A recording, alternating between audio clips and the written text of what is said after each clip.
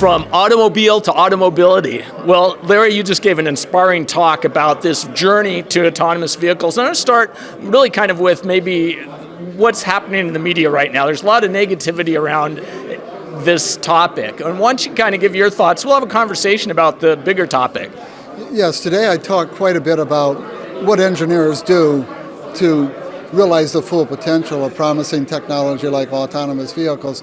Engineers make what's possible real, and we do that through learning cycles. And right now, autonomous vehicles are just on that cusp of Generation 1 commercialization, and what we'll see going forward are a series of learning cycles to Generation 2, Generation 3, and each step of the way, the capability, the use cases that the autonomous system can serve will expand, the cost will go down, the value that people see in using those services will go up, and eventually this will grow to a point where it will totally disrupt personal car ownership. I think that journey is inevitable. The media tends to cover this story like a sporting event, and they almost hyperventilate every time there's a slight change from what companies said they were going to do. That's just the nature of the beast. It's been that way with every technology I've worked on. I led research and development at General Motors for 12 years, so I've been through a lot of learning cycles on stability control, batteries, fuel cells, anti-lock brakes, new engines, and that's how the game is played. So part of my message today is we transition from the age of automobiles, which is over a century old, to the age of automobility, which is that world of autonomous electric vehicles used in transportation services. We're going to go through the same kind of learning cycles. We're going to realize the full potential. You should be covering this more like a marathon, where the marathon runners don't know the course up the road. They don't know if it's hilly or straight, and it's foggy out. That's how it's done, and that's what innovation is all about. I like to see more of that understanding in the media coverage. Well, and even the course itself changes, because as you were pointing out, there's going to be these what they call operational driving domains or whatever, right, where that changes how you have to create something, right? Yeah, absolutely, and the technology is changing. The sensors are going through generational learning cycles. What's important if you're going to be working on a sensor, a LiDAR or a radar or a camera for an autonomous car, the specifications that you have to meet really need to be defined in the whole system's context. You can't just say the next LiDAR is going to be an extrapolation of the past one, because how we solve these remaining 1% of the challenges, how we make these systems, self-driving systems, robust, is a systems solution. So there's a lot of change in the technology, a lot of change in the tools that we use to do this. Artificial intelligence, machine learning, advanced simulation are all very, very important. So to be able to predict exactly how this is going to play out is actually naive. I happen to think this magic moment of when the proven value of autonomous electric vehicles exceeds what appears to be the market price, and that price exceeds what appears to be the supplier cost, that's a magical moment because people want it and companies want to provide it because the incentives are there. I think we're probably within a 5-year window when that moment's going to be hit, and when that happens, the likelihood investment is going to flow to new combustion engines and new 10-speed transmissions versus flowing more so to the electric drive and the autonomous systems. I think the thing's going to tip toward the future of automobility.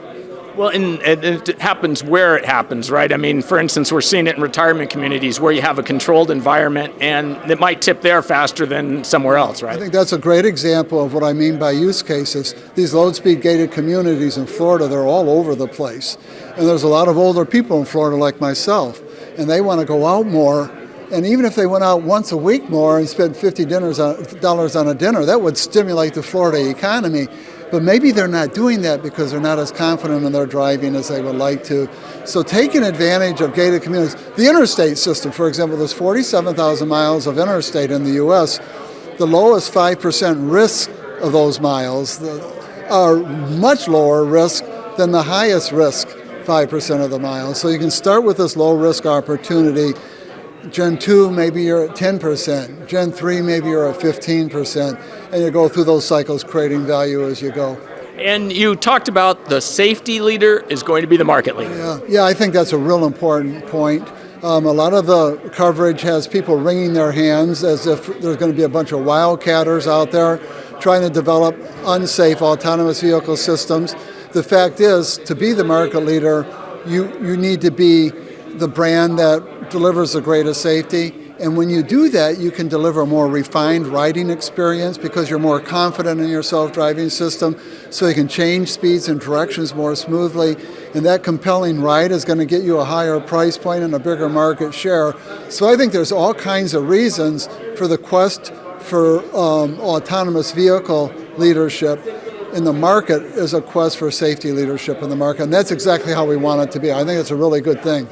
Yeah, and it gets back to the experience, what you said, going from driving experience to riding experience, right? Yeah, you know, there's a famous brand, obviously, you'll know what it is, the ultimate driving machine, BMW. I think we're going to transition to the ultimate riding machine. The goal should be every time you get out of a vehicle, having ridden in it, you feel better than when you got in. Whether you took a nap, whether you got some work done, whether you networked with your kids, whether you ate or read a book, you always feel better. And that's a pretty tall order. But what a wonderful thing to deliver to your customer, that kind of a compelling experience. And it sets up an exciting world of design and engineering.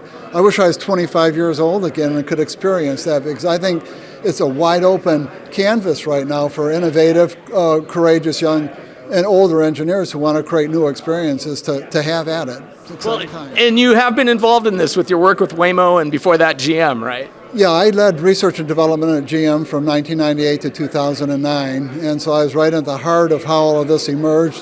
During that time, we sponsored the Carnegie Mellon entry in the DARPA Urban Challenge, so I've been close to self-driving. After I left GM in 2009, Google Self-Driving Cars reached out to me and asked me to be an advisor, so I'm on my 9th year of being an advisor to what is now Waymo. I also am on the board of Peloton Technology, the truck platooning company, which is an exciting different kind of an application where we're trying to perfect the world's best follower, the world's leader in following. In this case, we would keep a smart driver in the front of the Peloton or the platoon, but the following vehicles could follow autonomously. So a lot of exciting stuff going on here. And we can catch up with you in your book, right? Yes, I just completed a book. Well, actually, it came out a year ago, last August. It's called Autonomy, The Quest to Build a Driverless Car and How It Will Reshape Your World. It's really a narrative. It's the story of these young engineers out in the desert trying to create autonomous vehicles and how that ultimately found its way into Google, trying to change the game. And then other companies having an existential realization that this is an existential threat to their business, car companies, Uber, and then how all that's starting to play out now. And so book's doing pretty well. I'm really happy with it. Excellent. Before you leave, during that same time period in the DARPA, you mentioned that the seeds, kind of like the phoenix, the seeds were planted for what we're having today. Yeah, what I find real fascinating about looking back at that history is from 2007 to 2012, that really was the darkest age of the auto industry. My company, General Motors, went bankrupt in 2009. That's why I left. And the Chrysler went bankrupt. A lot of the suppliers were challenged. But during that same time, you had DARPA and Google going for it with autonomous vehicles. You had Tesla with a Roadster and Model S. You had Uber and Lyft emerge.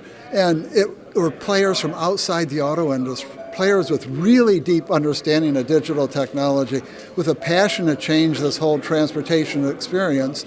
And I think that speaks volumes for how big changes of this type happen. Many times your competition is someone you don't even know. And there's so many bright minds in the world and so much innovative energy, especially out here in Silicon Valley, that you just have to do unto yourself before others do unto you. You have no choice but to be in this game and get that deep knowledge and learn. But I found it very interesting that it was Silicon Valley that really drove the change. And for a while, Silicon Valley thought they could go it alone. And my book gets at this.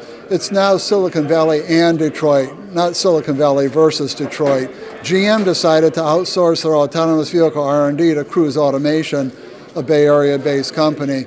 And then Waymo obviously is collaborating with Chrysler and JLR on sourcing vehicles and things. So it's become an and, not an or.